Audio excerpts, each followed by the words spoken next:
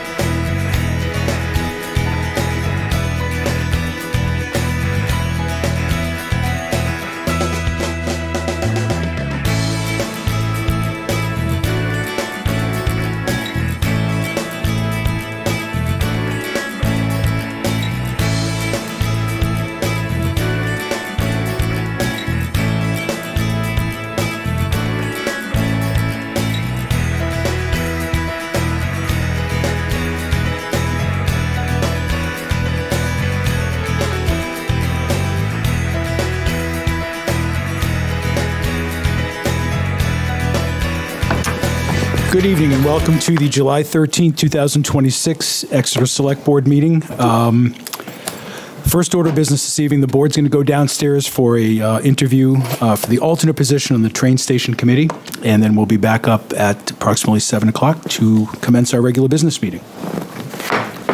Go ahead.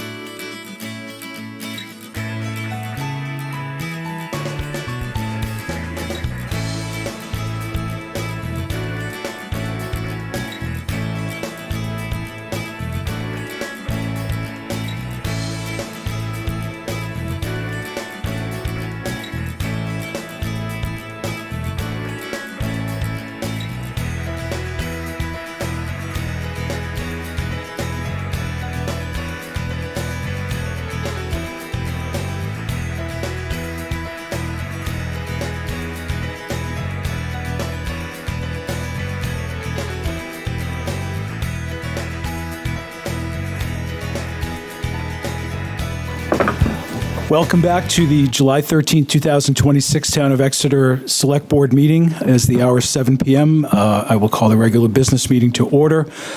The board did convene at approximately 6:45 for a board interview, and I will start by introducing the board. To my right, Selectman Dan Chartrand, good evening. Good evening, Mr. Chair. Our Vice Chair, Selectwoman Molly Cowan, good evening. Hi, everyone. To my left, our Clerk, Selectwoman Nancy Belanger. Good evening, everyone. Selectwoman Julie Gilman, good evening. Good evening. And then to my right, our Town Manager, Mr. Paul Thank Cohen. you for tuning in to Exeter Assistant TV. Town Manager Melissa Roy. Good Exeter evening. TV is Our the Recording town's public Secretary, and Joanna government Bartel. Good access evening. channels. Available My name on is Nico Papakosendis. Good evening to respective staff, those in attendance this evening, and certainly those watching at home. We will start with a proclamation that I'm going to ask the clerk to read for Parks and Recreation Professionals Day, which is July 17th, 2026. My pleasure. Town of Exeter, New Hampshire, a proclamation, Parks and Recreation Professionals Day. Whereas the Town of Exeter Select Board recognizes that the Parks and Recreation field is a diverse and comprehensive system that improves personal, social, environmental, and economic health. And whereas the Town of Exeter Select Board recognizes the importance and benefits of park and recreation services that enrich the lives of its citizens and helps make this community a desirable place to live, work, and visit. And whereas the Town of Exeter Select Board supports the skilled work of parks and recreation professionals to strengthen community, cohesion, and resilience, connect people with nature and each other, and provide and promote opportunities for healthful living, social equality, and environmental sustainability. And whereas the Town of Exeter Select Board values the essential services that parks and recreation professionals and volunteers perform to provide recreational and developmental enrichment for our children, youth, adults, and older adults, and to ensure our parks and recreational spaces are clean, safe, inclusive, welcoming, and ready to use. Now, therefore, our Select Board Chair, Nico Papakonstantis, of Town of Exeter, hereby affirm July 17th, 2026 as Parks and Recreation Professionals Day within the Town of Exeter, New Hampshire, and hereby extend gratitude, respect, and support for all of our parks and recreation professionals. Thank you very much. And thank you to all of our Parks and Rec employees and our summer employees who work the summer camp. They've been doing a great job this summer. Very, very thankful to have them. Indeed, thank you. Yes, They do they a great have. job year-round, just They so do. we're clear, but yeah. They've had some issues, and they're right on it with, they are. I think they're doing a great job and help with Department of Public Works, and it's great. Very thankful for them. Thank you. Next on the agenda is public comment. This is an opportunity for members of the public to come forward with any comment to the Select Board. We do ask that if your comment is relative to an agenda item, that you wait until that agenda item comes up, but I'll pause briefly for anyone that would like to come up for public comment. Good evening. Hi, my name is Keith Whitehouse. I'm on West Side Drive. Speaking of West Side Drive, they're doing a great job over there. The place looks like $1 million. It's, and for me personally, and many of my neighbors, we've got 35 years of submersible pump wells that have been full, half full, even in the summer. Mine's completely dry, so hats off to those guys. Did a nice job, and I really appreciate it. Secondly, I'm basically here to promote the Rains Barn grand reopening on Saturday, the 18th, from 10 to 1. So we're going to have a lot of events for kids. We're going to have some goats.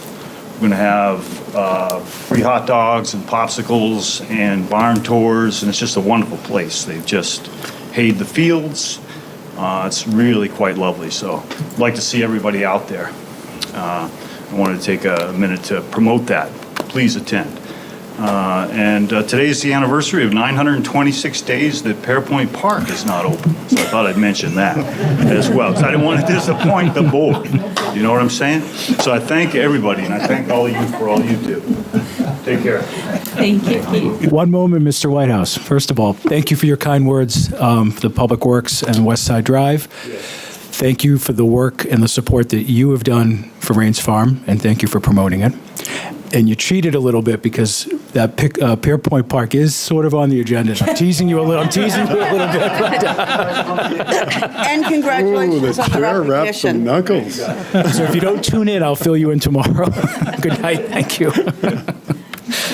All right, let's dive into our discussion items, if we may.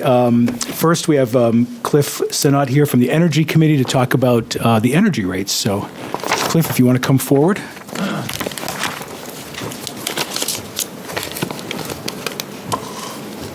Wrong one. And Nicholas Metz. With Nick. And this will be brief, I promise. Take your time. We've got largely an update. When Nick and I were here on June 1st, we made a lengthy presentation about where things stood with CPCNH and rates, and promised to come back fairly soon when the new rates were announced. Over the last 2 weeks, both Unitil and CPCNH have announced rates.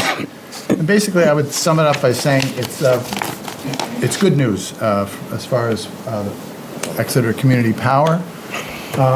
That we talked about the gap that existed between Unitil and CPCNH's rates having widened, and now it has gotten much narrower. And I'll just go through that really quickly. CPCNH's rates, which cover August 1st to January 31st of 2027, increased 4/10 of a cent. It's a 2.7% increase, went up to 15.34 cents. That equates to an average monthly increase for a typical user of $2.60. The two components going into the change, basically, are there's been an energy cost increase as well as a reserve adder that CPCNH has had in their rates, built into their rates for, I think, 3 rate periods now as they try to rebuild their reserves. And as they told us, and I think I relayed to you last month, they are tapering that. As their reserves recover, they're making that adder smaller and smaller as it goes forward. For Unitil, they are now kind of on the other side of this. They're having to come to terms with what is essentially like a reserve adder because they had run into the same problem where they were charging less than the energy was costing during that 24-25 period. And they had been carrying that loss, and now the PUC has instructed them to start recovering it. So their rate increase is larger because of that. It's 2.29 cents per kilowatt hour. That's almost a 20% increase. They're going to 14 cents and 35 cents, 14.35 cents. The monthly average bill is going to be about $15 increase. So neither of these things are good news, but as far as the viability of community power, I think it's better that we're more competitive. The components in Unitil's case were, again, energy costs and energy supply cost increases and this reconciliation charge. In their case, they're adding 2.1 cents to their rate, and they'll be doing that for the next 12 months, 2 rate periods. A couple of other things. I just mentioned this, that Unitil's rate does continue to be lower than CPCNH's by, instead of 3 cents, the last time I was here, it's 1 cent. Works out to be about $6 a month for the typical user. CPC's reserve adder, as I mentioned, has been reduced, and Unitil has that 2.1 cents adder in there. There's one other thing that's driving what people are feeling as far as monthly electric bills, and that is the service charge component, which is about 40% of the bill. 60% is supply, about 40% is the service charge, which goes for things like transmission, distribution, maintenance, metering, billing, all of those good things that Unitil does to maintain the system, make sure it's viable. And that has increased a couple of times. That's something that's regulated by the PUC. We don't get to see what goes into that, but it has gone up over the past year several times, and it's now up to about a little over 10.5 cents. So that's the substance of what I wanted to say. And just a couple of visuals. One is that I've just added to this chart you've seen before. This is the new rate period circled in red there. And you can see if you look back over the previous 4 rate periods or 3 rate periods, the gap is a lot smaller between Unitil and CPCNH energy supply cost. This is the combined rate of service and energy supply, and you'll see that we are up a little bit above 25 cents per kilowatt hour. That's pretty high, and that's a little higher than it was when we started with CPCNH back in 2023. In that case, the supply portion of the element was quite a bit smaller. The service portion has gone up from 7 cents per kilowatt hour to 10.5. Once again, just to remind everyone, all the customers of Exeter Community Power in our town, that it's easy to opt in or opt out or opt up. This is just a repeat from previous presentations about how that's done. This information is on our website.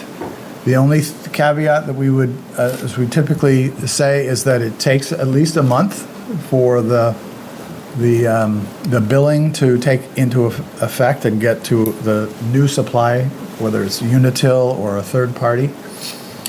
And that if you switch to Unitil from Exeter Community Power, you may be put into a variable rate. It depends on when that happens.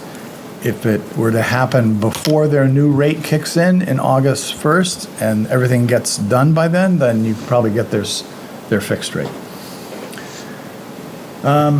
So with that, I think last thing is that we have been trying to get the word out about this. There is copies on the table there of the public announcement about this. That is on our website. It's on the front page of the town's website. It's going to be in Earth to Exeter this Friday newsletter, and possibly on other sources. There are copies in the library, copies downstairs in the town clerk's office. So, and hopefully we'll get some media public guests. Well, she took some pictures, so hopefully an article will accompany it. It wasn't even my good side. So that's really what I had to say, and I don't know if you've got any questions. I think we have some questions. The only question I have is, did this go as a supplemental packet on our website? On the website, Could it? we can add it. Yes, please. Not a problem. That was my question. Okay, thank you. We can add it. Yeah, I just want to say that the information on the town's website on the front page is really easy to read and understand. So if people are wondering what the details mean, it just shows you what it is. And Nick and I did our little, what was it called again? The Power Hour. Power Hour. We did a Power Hour on this very subject in the library a couple weeks ago. How was your turnout? There was a turnout. Good. Okay. You two and... There was a turnout. Okay. There were 6 people in the room. Okay, well, that's a start. People that can spread the word to 6 other people. Right. It was good. Good. But the people who were there really appreciated it. Okay. Terrific. And I think Then that's worth it. They were a good audience. They really wanted to hear what we had to say. So, Well, thank you for doing that. absolutely welcome. Any questions down here? No. Well, the news isn't as bad as we thought a month ago, right? No, I would say it's probably better than we thought. You actually predicted this. Yeah. Well, You predicted that the gap. Unitil would have to address their deficit. It was coming. I mean, Yeah. this is a little more aggressive than, in our favor than I think we would have anticipated. So, yes, it is favorable. So the gap has narrowed, Yep. and if you stay with CPCNH, you're with an organization that is on your side, in my That'll go. estimation. And as it goes, I mean, the variable rate, I mean, that's one thing to really watch. I mean, switching in and out, they don't publish that ahead of time, and so you don't know particularly what your pitfalls are going to be, changing in and out. As a small business person, I'm always looking to control as much as I can, and I think that if you're an electric consumer, you are able to control your sort of electric utility much more if you stick with CPCNH. Long term, I think it's going to work out in your favor. So, again, I urge people to not jump in and out as the rates change. Yeah, and in reference to that point that was made at the last meeting, we did add those, in the public announcement, there is a section that reminds people about what the purpose of CPCNH is and what the benefits are. So Awesome. it's not just about rates.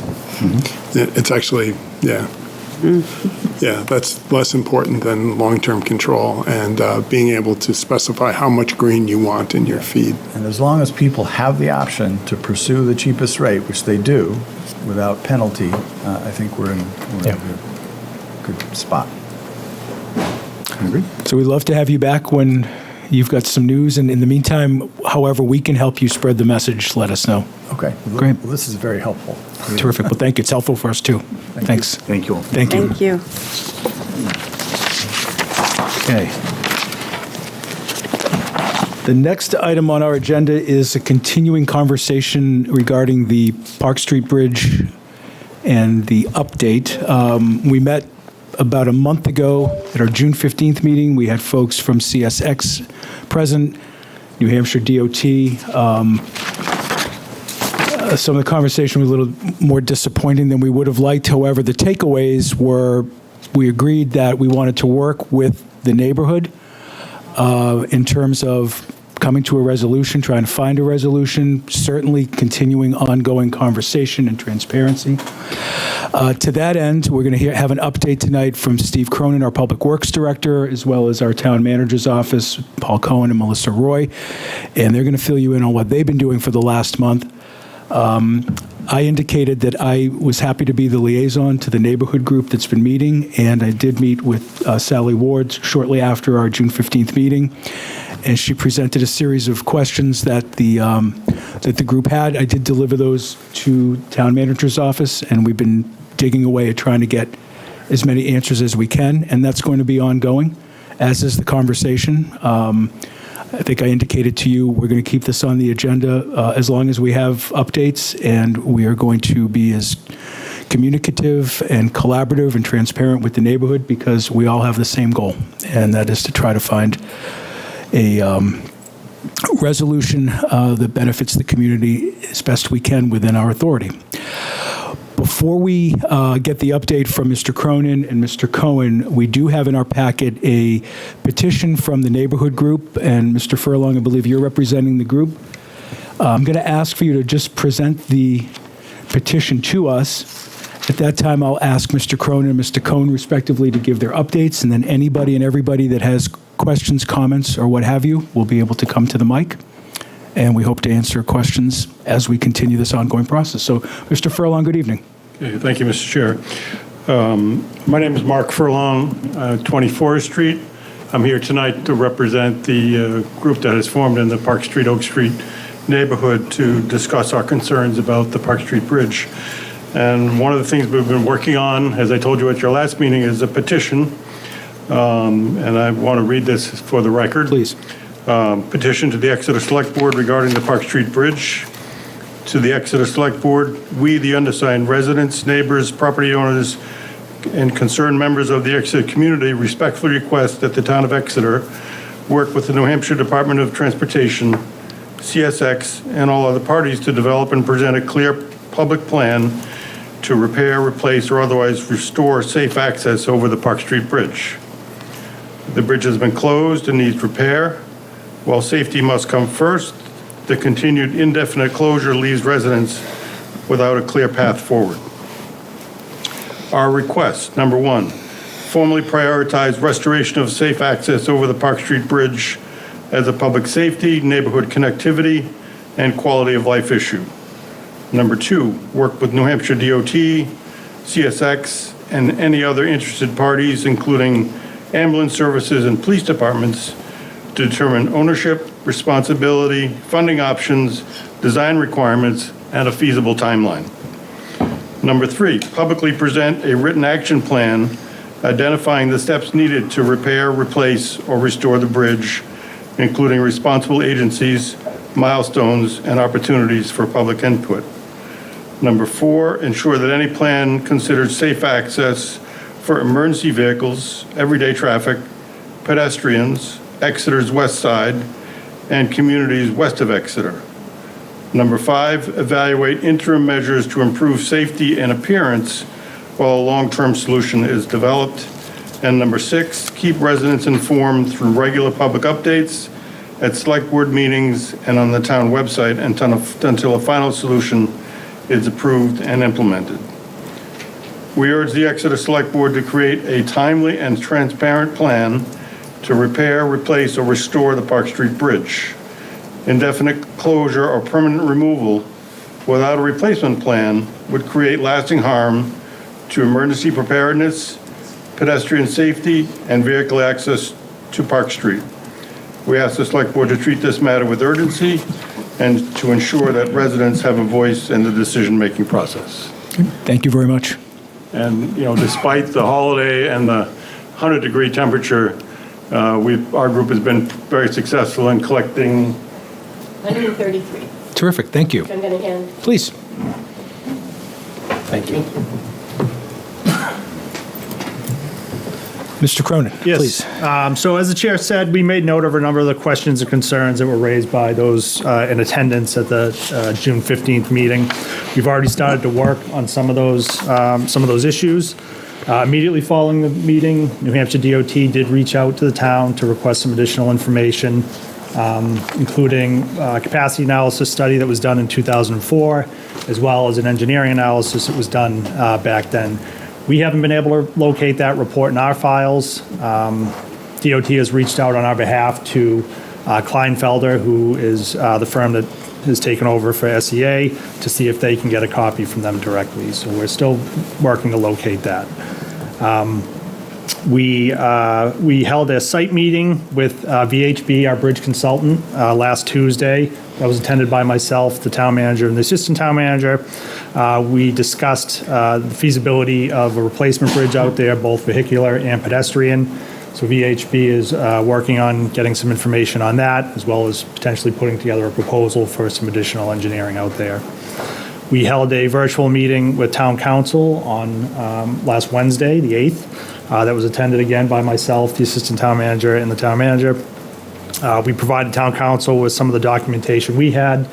We were able to locate the water main license agreement that had been missing, so we provided that to them as well. So council is doing some additional due diligence for us and trying to evaluate what options we might have here moving forward. So, and then lastly, at the direction of the town manager, we created a Park Street Bridge page on the DPW project's website. We're compiling all relevant documents we have, and those will hopefully be uploaded at some point tomorrow. Okay, thank you. Mr. Cohen, do you have anything to add? Yeah, we'll add, right now, if you go to that website under Public Works Projects, there are 24 or so documents on that site already. Basically, what we're trying to provide is the information that we receive in almost real time to provide information. For example, as noted, the structure reports are on the site, copies of New Hampshire statutes, for example, that confirm the statements that were made that any new bridges per state law, in accordance also with federal law, that if the bridge were to be replaced or reconstructed, does have to go to a 22-foot and 22 and a half foot height. Mm-hmm. It also talks about replacement or bridge can be petitioned by the Select Board or New Hampshire DOT for the replacing the bridge. So we're continuing to move this. You can see we're putting our senior resources into the effort. What I can assure you is this is a highest priority action in the community. We believe that our next focus is continued discussions with NHDOT, New Hampshire Department of Transportation, to better understand the state's commitment, the state's role in this effort. And then I think, as we've discussed with council and just, share with the board and the community, we will then have a more engaged and more informative discussion with CSX. So the important thing, as you know, is to do your homework, gather the facts, identify the options, and then we'll present those options to the board. Because, we understand the seriousness of the situation. We understand that this is going to take an extended period of time. We're looking at all short and long-term efforts. Short-term discussions such as, we've heard concerns of the structural condition of the bridge. Could that bridge be buttressed in the short term to allow it to remain open for pedestrian use? Again, long-term, the full extent of the operations in terms of what would be entailed in terms of timeline, design, funding options, who would bear what cost of the funding in terms of the local community and or the state and or CSX. So we are sort of, again, trying to have the fullest information that we can provide, and that it'll be clear is that we can make an informed decision as a community. I don't know if Melissa, there's anything you want to add to our efforts? Did you say Congressman Pappas? Yeah, well, no, if you could, I think, if you could speak to that effort as well. Sure. So we also reached out to Congressman Pappas's office as well to see if there was any assistance they could give us. And they did some research. Unfortunately, the two grants that they had in mind, we don't qualify for. One of them, the project needed to cost over $100,000. $100 million. $100 million, sorry. $100 million. $100 million. And I can't remember why we don't qualify for the other one. But we're really trying to turn over every rock. Anybody that can help us try to figure this out. So we won't stop. We'll continue to go. But we did hear that back from that office. And then in regards to the website, I think we have about 5 more things that have to be posted. You'll see that the update, there's like a little timeline on it. That is also going to be updated. So we were working on getting the documents up first. So when you take that, should be in the next few days that will be updated. Can I ask, and you may not have the answer yet, but has council, and I'll start with council,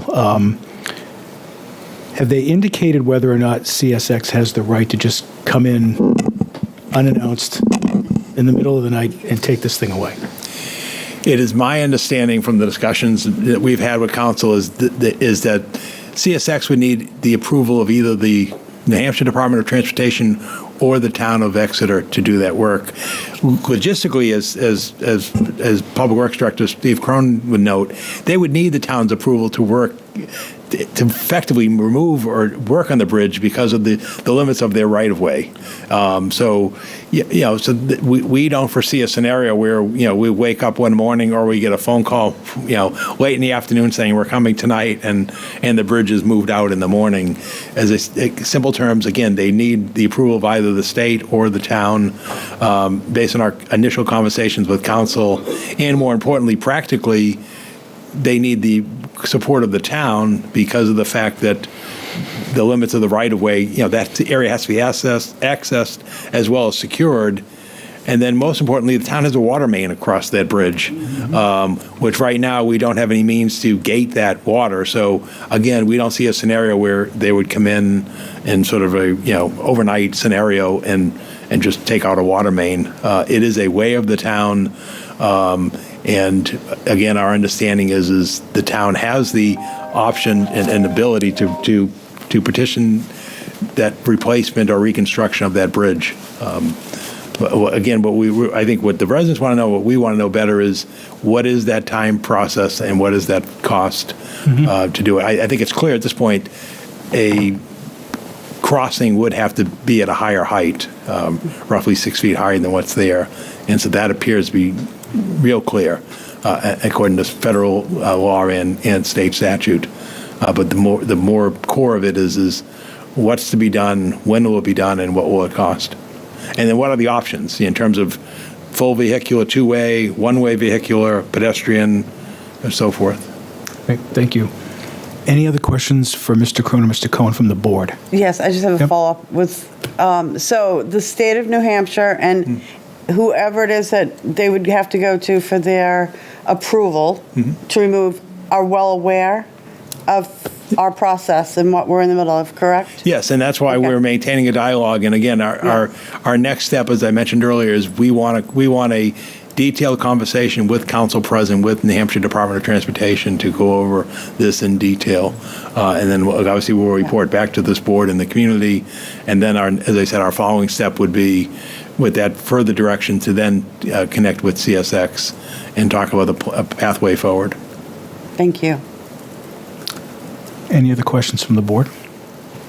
Not at this time. Okay. We'll open it up to members of the public that wish to come up.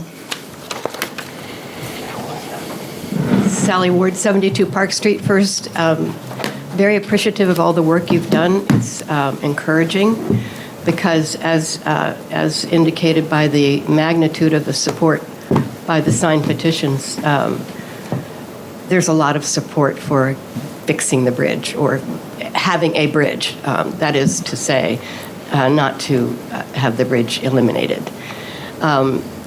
So the petition is a work in progress, and I would say maybe it's the tip of the iceberg of community support, but in my communications and in others who've been circulating the petitions, we haven't had anyone say, well, I'm not going to sign that because I want the bridge to go away. Nobody has, as far as we are learning, has indicated that. And in addition, if you look at the signatures on the petition, we started as a community group, Park Street community, Oak Street community, but in reaching out beyond our neighborhood, we find support for our position of maintaining the bridge widespread throughout the community. So we hope that that magnitude of support will be beneficial in your continuing work and your continuing dialogue with CSX. And as I say, this is not an exhaustive list. It's a work in progress. And if you'll look at the first page of the petition signatures, I had to keep crossing out the number because up to this 7 o'clock hour, the numbers were changing. My additional comment, which isn't reflected in the petition, actually, town manager alluded to this, which is one idea that has come up in our discussions is, according to what CSX says, safety is of utmost concern. If safety is of utmost concern, and our concern is doing due diligence and making sure that there's a plan in place, and that's not going to happen within 6 months, why not have support of the bridge as it exists now to prevent it from falling down? I'm not a structural engineer. I have no idea how much that would cost, and the involvement of a structural engineer seems key. And I think what Mr. Cronin said was that there is an engineer involved in your discussions. Did I understand you correctly? That is correct, yes. So again, we appreciate the movement. We'll continue to have our conversations, continue to connect with the board via conversations with Nico. And Nico did volunteer to come to a meeting with us, and we may take you up on that later in the summer. Happy to do that. Thank you for your support. Thank you.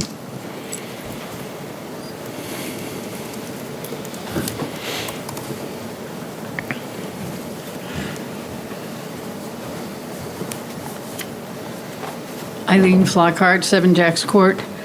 I have only two. I could go on and on, but I won't. I just wanted to reiterate things that we talked about years ago, standing in Park Street Common and all kinds of places, how important walkable communities are for this town. People say, oh, it's great, but my kids can walk to the shop, they can walk to the library, they can do this. And then you have Main Street School just blocks from the base of that bridge, and you want everybody who uses a space like the bridge or whatever connection to feel safe. And I know that Sally and I and lots of people of all ages walk over the bridge down to the river and go for a walk. And once again, you see these moms with kids in strollers running to catch a peak of the train. So I am very concerned that we sacrifice a walkable community, which is really a gem, for a corporate interest that sees a need to just, the bridge looks like it's safe, we could be sued, this is a bigger price, and I don't think the town is willing to pay the price to keep a corporation like CSX happy, when what we really have is a community that cares. If somebody has a problem falling down anywhere in town, someone's there to pick them up. Someone's there to say, are you okay? So walkable communities for everybody, of every ability, is just something we treasure, and I think we need to make that part of the equation, the ingredients to this problem. So thank you for that. Thank you. Mr. Chartrand. To your point, in the master plan that we did in 2017, Right. walkability and connectivity is very important in the master plan. So you're right on target with that. Yeah. And I think it's enshrined in that been in the master plan in 2002, but I'm dating myself. But I mean, that's what, Well, I mean. I know it's in the 2017, Yeah, I do. which is the current one. Yeah. Thank you.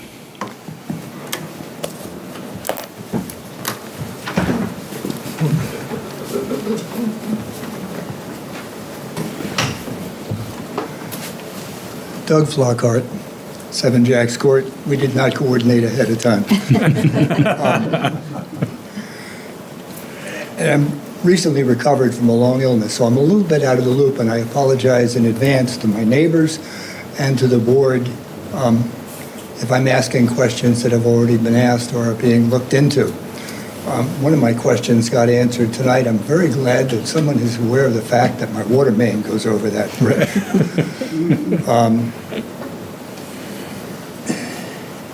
It occurred to me in trying to catch up and listening to the things that people in the neighborhood were saying, that I kept thinking of Hans Christian Andersen and his fable, The Emperor Wears No Clothes. The bridge is unsafe. I've been on the bridge. It has a pothole. If I drive over that bridge and hit the pothole, I'll lose a tire, and I might even hit the edge of the bridge and have a serious accident. You have potholes on the Great Bridge, too. You don't close the Great Bridge, and you don't tear it down. You fill the pothole. If the only thing that makes that bridge unsafe is the pothole, fix the pothole. If there are more serious issues with the bridge, a lot of questions come to mind as somebody who, before I became an architect, was trained as an engineer. It's my understanding that bridge is only 26 years old. Is that correct? No, from the repair. No. The deck. Yeah, the deck might be. The deck may built. be. Bridge has been there since the early 1800s. Yeah. Steel bridges are supposed to last a lot longer than that. So I would urge the town's engineers to look into exactly what else is wrong with that bridge and how serious is it. Yeah. Why was it red listed just recently by the state, who, by the way, listed as one of their bridges? And who in the state made that decision, and why did they make that decision? And who influenced that decision? I think a lot of hard questions need to be asked that maybe you're already starting to ask, and that's reassuring. But it doesn't seem like enough of the facts have come to the surface, and I urge you to dig deep and get all the facts. Thank you. Please, Mr. Cohn. No, we'll note that structural engineering report is on the website. If you go, you can click on it. You can see the detailed New Hampshire Department of Transportation structural analysis. It's more than the decking. It's the underpinnings are failing.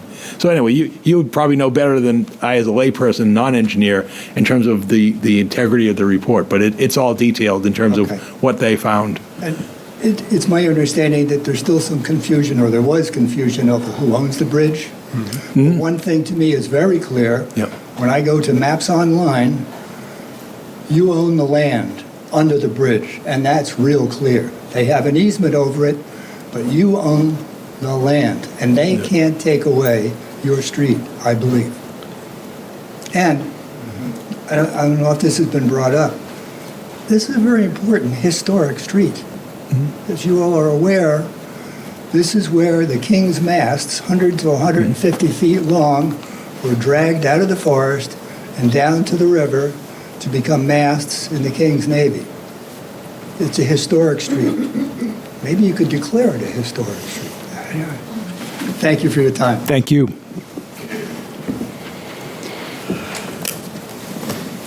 Anybody else? Please.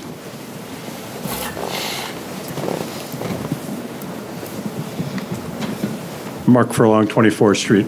I'm glad to hear the discussion about the potential removal. That's something that has come up with our meetings with our neighborhood group, that a middle of the night operation, could occur.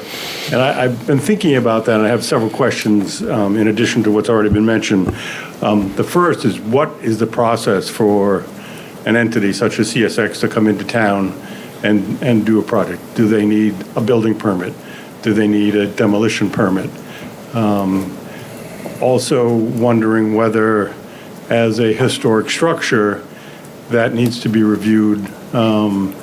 It's outside of the historic district, but it is a historic structure, so the demolition review would have to be conducted by The Heritage Commission. So I guess all those things are other things that I hope you put into the thinking about what that all might look like. With respect to the water main, it's interesting. I heard Mr. Cronin describe that a year ago, saying that they made some provisions for some redundancy and that something could be done, but there would need to be some additional work for that to happen. And CSX twisted that into, oh, it's redundant, we can just take it out. So hearing those kind of comments didn't sit too well with me that night. So, thank you. And to that point, I think you were here for the entire meeting. A lot of their comments didn't sit well with this board either. Yeah, So- at all. Thank you. Anybody else? Please. Sally Ward, 72 Park Street. I just have one quick question. So the current state and federal standard is 22 and a half feet, is that correct? And what is the current height of the bridge? Did you say it needed to be increased by 6 feet? 6 feet, yeah. So it's now, I believe it's 6 feet, yep. Yeah, but the current height's around 17 feet or so. Yes. Yeah. Yep. Any other questions or comments before we bring it back to the board?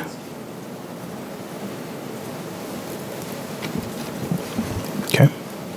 I have a couple thoughts, but I'm going to wait. Mr. Chartrand, I'll start with you this time. Did you have any Not thoughts? at this time. We will be taking this up again. I definitely have thoughts, but Indeed, we will. I'm in listening mode right now. Selectwoman Cowan? I think the thing that I'm most eager to learn is how we work together with the state to make sure that we can come up with the best solution possible. I think it is detrimental to leave our constituents and residents hanging. And boy, if this posed the threat that CSX said, they would have been banging down our door. So I don't think that argument is really resonating. Agreed. Thank you. Selectwoman Belanger? I'm going to second exactly what Molly said and what Selectman Chartrand said, because listening mode, still a lot to learn, but I was not happy with our last meeting, the presentation from the train company. But I do appreciate all the work and the checklist that you've given us, so we know the path that we're going down. So. Yes, I just wanted to speak to the historic aspect of it. There is a document on the project website from 2003. It was a historic survey, and you'll see that in the title of the survey. And they did find that it had, it could possibly be named to the, can I think of the national listing? Register. National Register, thank you. of historic places. So read the report. So again, I'm just going to offer, this is an update. This is a priority for all of us, the board, the executive team, Public Works. We are going to continue working with you. So part of your, and I'm looking at the wording, your petition, and I call it the low-hanging fruit, we're doing it. We're committed to working with you, communicating with you. I'm happy to continue meeting with you offline. We are going to post everything on the website that we have. As we get more documents, they'll be posted for your review. Certainly, you know how to get a hold of us should you have questions in between meetings. We're going to continue working. We have outstanding questions. We're still working with council, DOT, and coming up with a plan to confront CSX. So, this wasn't going to be, we have all the answers tonight, but it's to show our good faith to you that we are working on this. We've been working on it since June 16th. We're going to continue working on it.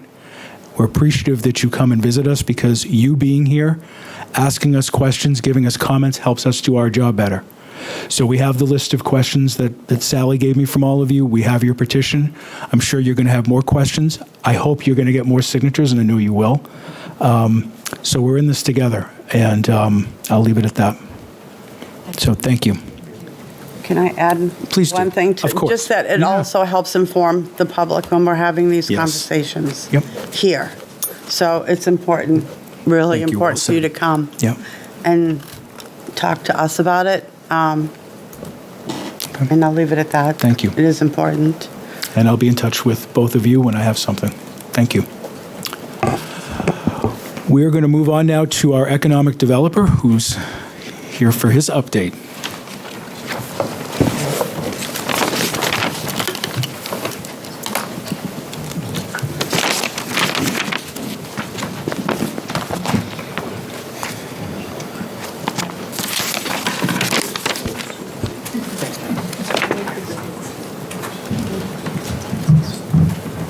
And he's a real interesting guy, so don't all leave at the same time. Yeah, no kidding. All right. Mr. Wyndham, good evening. It's been a while since we've seen you here. It has. Welcome I meant back. to ask, Yep. at the end, I want to just, I can't just put a plug out there for the charrette, for the train charrette. Well, Is that okay? I was gonna have to bring it up during my report, Yeah. so I was gonna ask him to talk about it. So yes, Yeah, and please. we're in no hurry, so you can speak slowly and no Okay. acronyms. I even wrote the things out, all the acronyms that you're going to make me say, well, what that means. So, all right, can I just jump in? Please do. And this is Nate Burnitz from the UNH Cooperative Extension. Hi, welcome. And just been awesome to work with. Great. So small businesses are the lifeblood of the community, and it's very important that the Economic Development Department and the town be attuned to their changing needs, and that's what this process is. We did in the 2018-2019 Business Retention and Expansion, or a BR&E, where Exeter's Economic Development Committee, we had a committee at that point, used in-person business interviews to glean information from businesses on their needs and working with UNH Cooperative Extension folks to create suggested actions the town can utilize to address the issues the BR&E unearthed. It was good, and most, and I believe all, of the suggestions from it have been or are actively being implemented. But this community business engagement, or CBE, is much more comprehensive and offers many new insights and suggested actions. One of the things Exeter did in this process, which is not normally part of the CBE process, is we engaged with Exeter High School's business program. In Exeter's case, the students got training from Nate on how to properly do man-on-the-street interviews, which they did. And then they worked with the school and used the same data that UNH Cooperative Extension used and did their own data analysis. Their data is not reflected in our report, but did earn 2 of the students their ELOs. ELOs stand for Extended Learning Opportunity. It's a credit-bearing, hands-on learning experience that takes place outside the traditional classroom. So we're pretty psyched that was part of this process. This is Exeter. This is the most important thing I'm going to say. This is Exeter's document, and it is dynamic. I fully expect to receive input from you folks and others, and we'll be working with Paul, Dave, Melissa, and others to customize it to further Exeter's needs. And so this reflects the interviews and the surveys. So if there's items that aren't in there that we know have to be in there that are not in there now, it's because we didn't get that information from the interviews we did. But again, it's dynamic. We'll put whatever needs to be in there. And that'll be a collaborative process. Finally, I want to say a big thank you to all the businesses, volunteers, teachers, students, man-on-the-street interviewees, and especially UNH Cooperative Extension, who, by the way, gave us a generous discount on their services as Exeter is serving as the CBE pilot program. A special thanks to Nate for all his hard work and his ability to basically herd cats to get this done. Thanks, man. Great job. Oh, I guess I have more things. So this is, what we did is we knew that when this data came back, it wasn't just going to be me and Nate who made the suggestions. We felt we needed a team of people that sort of are from town. I think you recognize almost all those names up there. The school folks, school volunteers, and UNH Cooperative Extension. So that was our kind of team that helped us put together the suggestions. So if we do some of the suggestions in here, the team that we would have that would further engagement, as one of the suggestions would be people that would apply, and then you guys would interview, and then you guys would set up the group. So that's, I think, all I have. Great. Good evening. Good evening. My name's Nate Burnitz from UNH Cooperative Extension. I'm a field specialist in community and economic development based in Rockingham County. I actually work now at the county complex in Brentwood. I would just add on this slide that there were several students that participated more informally in the engagement phase that aren't listed here, but you can see some of those students pictured. That particular picture is from a day that there's actually an Exeter Public TV segment about, which was a lot of fun. There's an article about it as well. But that was a training day on intercept surveys or man on the street interviews that Darren mentioned. And after the training, students actually went out and talked to folks in the farmers market area. So really fun experience. And it's not just me. I work with a small but mighty team. Our program team leader is Dr. Shannon Rogers. I was also assisted by John Christ, who's my counterpart in Merrimack County, and our program manager, Patricia Prescott. So Darren talked a little bit about BR&E, or I'm not going to use the acronyms, Business Retention and Expansion.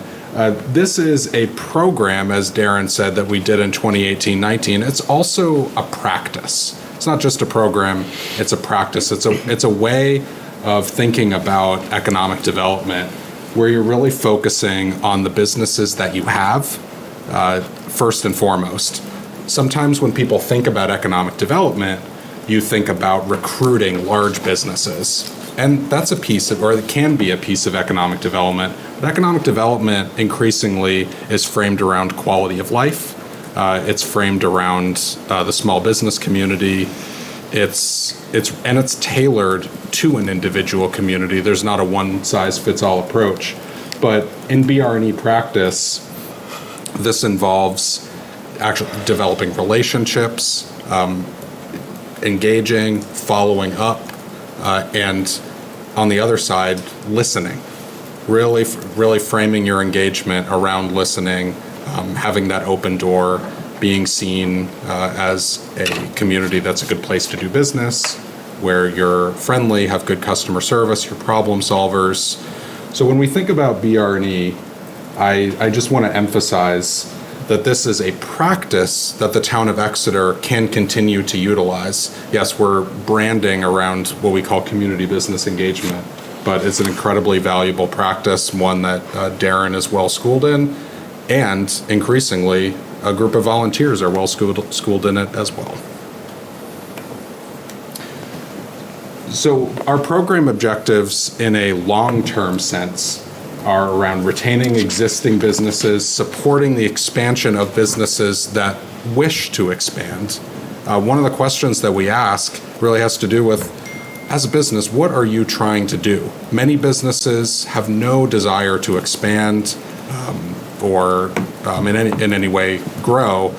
Some businesses, when they think about expansion, it's not that I want another store. Maybe I want to bring on an additional person. Maybe I want to expand into a new product line, offer a new service. And some businesses do have more ambitious aspirations, but it's really helpful to listen and not make any assumptions about what a business wants. And so we can think about BR&E as not being about retention, expansion, but success, more broadly, success in whatever a business views as their goals. Building community and business relationships is really important. It's sustainable. It leads to long-term benefits. You don't necessarily know what those benefits are, but in a community, when there aren't those relationships, when this fabric of economic development isn't in place, you're going to have business owners and operators that may be hesitant or decide not to make an investment, to not expand, to not take a risk, because they may have assumptions about the community maybe not being a place, where, if I go down this path, I'm going to open a can of worms, I'm going to run into all sorts of red tape, I'm just not going to do it. There's general responsiveness when a community, when you're listening to many businesses developing relationships, you see themes, you see patterns. It's not just individual businesses, it's many businesses experiencing some of the same things as well as their own individual dynamics. And you build trust. And so a business knows that you're not always going to be able to do what they want you to do, right? You can't always help, but if you want to help, as an attitude, as an inclination, and they understand that through repeated practice. They also understand that when they say something to you, that it doesn't just go in one ear and out the other. It's not just that you're listening and then nothing ever happens as a result of it. This is about listening, it's about follow through, and it's about respect. Lastly, when we think about building an environment that encourages startups and new enterprises, again, flipping how we think of economic development a little bit, if you have a recruitment first strategy, compare that to a strategy in which you focus on the success of your businesses and potential investors, potential businesses that are looking at Exeter as somewhere they might move to or expand in. They see a thriving business community. Existing business leaders are ambassadors for that. So it's a different way of thinking about economic development. It's not mutually exclusive with the traditional recruitment activities, but it's a very powerful approach. And frankly, as I've learned, Exeter is a good place to do business. It's a place where many business leaders are incredibly happy and incredibly successful. Is that universally true? No, you wouldn't expect it to be. But it's been a great experience being here in Exeter, and certainly it's certainly a community that I have every confidence will continue to build on your existing strengths. The way we designed this community business engagement process, and community business engagement is an adaptation of BR&E that allows us to be more flexible and more responsive, to tailor instead of following a strict regimen, and I believe that's what we did. The steering committee, which Darren thoughtfully assembled, had a diverse array of perspectives, and those individuals helped us define our goals that we did not come in with preconceived goals where we want to know, what do you want the goals to be? Where we develop an engagement plan that is rooted in what do we think the actual best way of engaging and listening to these businesses are. Where we do training as needed to train volunteers, to do intercept surveys, to do key informant interviews with business leaders, to whatever the tactics are. Volunteers were an important part of that, and hopefully will continue to be an important part of business retention and expansion practice. The four engagement methods that we ended up using were using an online survey, conducting one-on-one interviews, facilitating a couple of focus groups, and conducting intercept surveys led by the students. Reviewing data, synthesizing key findings, developing recommendations based on what we learned, and then ultimately finalizing the report to share with the community. On that note, this report is a UNH Extension product, but it will now be owned by the town of Exeter. it is up to you how you decide to utilize this report. We certainly hope that it won't collect dust on a shelf, but at the point where it's turned over to you, you can do with it as you wish. You can share it as much or as little as you want and use it as a foundation for as much or as little programming as you would like. Our timeline, it did take a little bit longer to do this than we expected or hoped. It is a pilot, of course, but we began this partnership with the signing of an MOU, or Memorandum of Understanding, back in January of 2025. We spent several months with the steering committee working through that process of developing goals and planning. Summer and fall of 2025 were spent doing intensive engagement and data collection.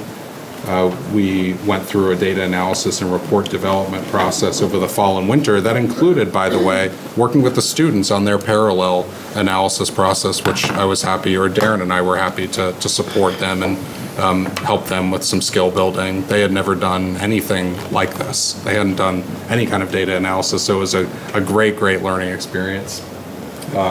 Finalized our report, and here we are, presenting to the select board, followed by finalizing the report, and then the most important part has not begun.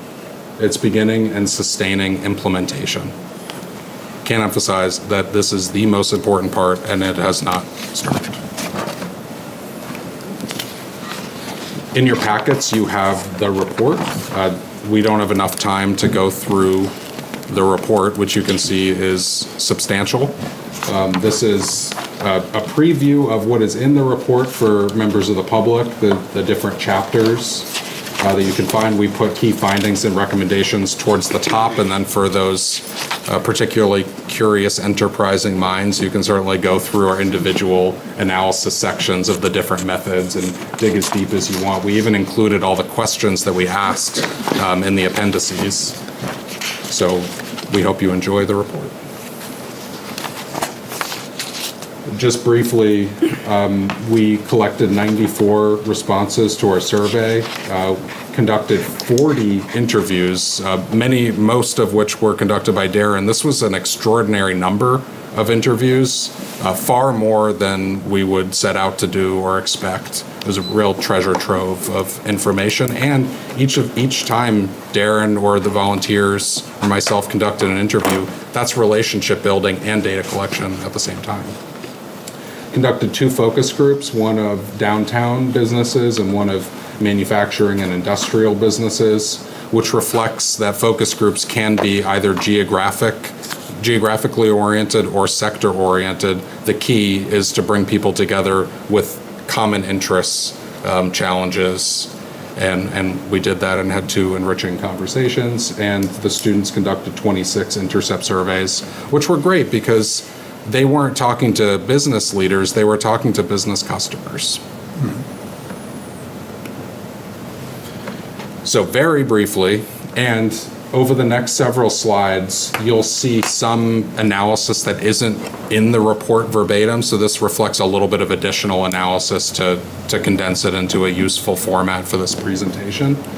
But I thought there were 4 main categories of assets and opportunities. Quality of life and place premium. This is something that, as you all know, Exeter absolutely thrives. This is the calling card of the town of Exeter. It is a place that people want to do business in, they want to live in because of the extraordinary assets that are here. And it's very walk through town.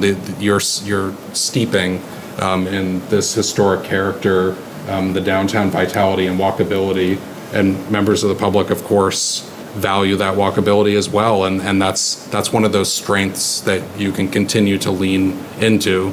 We don't want to focus just on weaknesses, we want to focus on assets and strengths, because those are what often you can build upon as you really take advantage of the identity that you have.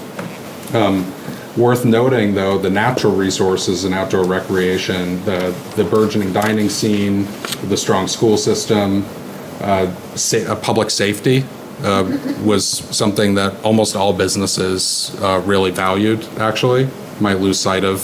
It's a safe community. These are things that attract workers. We have a competitive labor market right now, and workers have a broad array of considerations. And being in a community like this, with all these strengths, is something that draws them here. Of course, we have housing issues here, but it's a place that people want to live in as well to take advantage of these assets too. So visitors, employees, business leaders all value these things. Regional connectivity as well. It's a prime location. 101, 93, Massachusetts, access, and of course the Amtrak. Extraordinary asset. My understanding is that usage is steadily increasing. Very exciting. So a lot of assets. I already mentioned how many respondents, and I should say at this point, this is not a statistically significant study of businesses in Exeter. We can't broadly generalize what all businesses think. We can go off what was a very good and substantive response from a diverse array of businesses, but we want to be careful, and that's why I might use words like respondents as opposed to all businesses in Exeter. Many want to expand within town or county lines. I think the town has taken steps to enable that. There are challenges, of course, but that desire to do that is exciting. Their business owners are engaged in the local community. They have loyal customers. They have relationships with one another. They have relationships with local officials, and they desire to deepen those. So there's more opportunity there to build on something that's already the case. And we heard from many folks specifically that they enjoy positive relationships with municipal staff, which is great and not always something we hear. We, not to toot Darren's horn too much, but many, of course, cited the helpful problem-solving nature of the Economic Development Office here, the entrepreneurial spirit, I think, that Darren brings to the position, but not just economic development. They talked about fire and public works and inspection, and there's a broad array of positive associations with municipal staff here, which is a testament to something that's hard-earned, which is a culture of customer service. So that's great. There's structural advantages here too. We've got this array of small, diverse businesses and institutional anchors. Those institutional anchors bring a lot of benefits. They employ people, of course. They draw people in, of course, but they also provide resiliency, the ups and downs of the economy that affect small businesses significantly. These resilient anchors help smooth that out for the town. They support these small businesses. They provide. It's important to recognize, and they're not all businesses, of course, like your Exeter hospitals, Phillips Exeter Academy, things like that. They're absolutely worth noting as assets. And I would also just really highlight some of the clusters of businesses and organizations that are here too. Healthcare being one of them. I don't know how intentional it was to build that healthcare cluster, but it's very much here. And there's a reason why healthcare tends to cluster together, and that's happening here in Exeter. Manufacturing seems like a sort of clustering. Yeah, it's again, I don't know how intentional that is, but there's a lot of manufacturing businesses here. And when we talk to manufacturing businesses at the Folks Group, they didn't really know each other, but wanted to, and they wanted to keep getting together. So really exciting to see that those sort of cluster benefits that can emerge. And there are others too. There are challenges and headwinds as well.